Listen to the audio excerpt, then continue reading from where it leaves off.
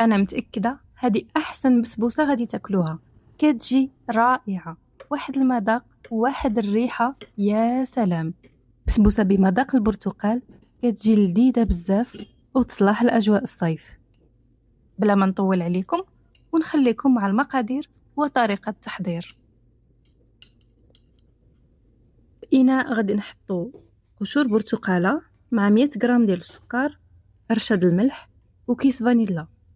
كنخدمو هاد المكونات مزيان بيدينا اولا بالضرب اليدوي باش قشور البرتقال كيطلق النسمه ديالو في السكر. من بعد كنضيفو نصف كاس عصير البرتقال، نصف كاس زيت، علبه يوغورت سواء فانيلا اولا طبيعي، وثلاث بيضات.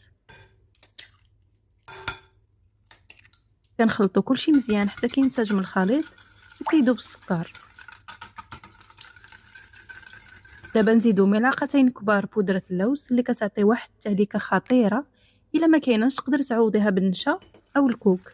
كنزيدو كاس وربع ديال السميده رقيقه، واخيرا كيس ونصف ديال خميره الحلويات.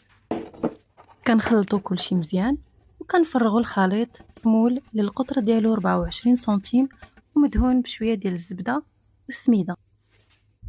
ندخلوها الفرن مسخن على 175 درجه، وكنشعلو من الفوق والتحت ونخليوها حتى كتحمر. وفي هاد الاثناء ندوزو نوجدو السيرو. كسرونه كنوضعو نص كاس عصير برتقال، نص كاس ماء، معلقه كبيره سكر وشويه د القشور ديال البرتقال.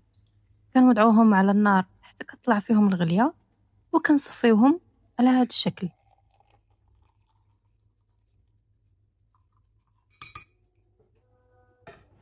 بعد ما طابت الكيكه كنسقيوها بنصف كميه السيرو اللي وجدنا. كنخليوها تبرد واحد شويه، كنقلبوها في صحن التقديم وكنسقيوها بالسيرو اللي بقى لنا، وكنوضعوها جانبا حتى كتبرد.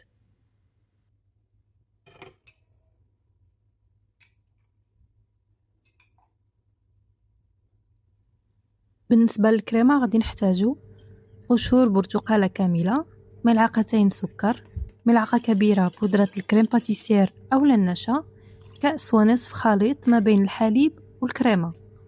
كنحركوهم وكنوضعوهم فوق النار مع التحريك المستمر حتى كيعقد الخليط، ومباشره كنصبوه وهو سخون فوق البسبوسه. كنوضعوها في الثلاجه تبرد مزيان على الاقل ساعتين. هاد المرحله ضروريه باش الكريمه كتماسك. بالنسبه للتزيين كيبقى اختياري. وهذه هي البسبوسه ديالنا، كنتمنى تجربوها حيت فعلا كتستاهل. الى عجبكم الفيديو ما تنساوش تشجعوني بلايك وتشاركوا الوصفه مع اللي عزيز عليكم، ونتلاقاو في الفيديو الجاي بوصفه جديده ومميزه.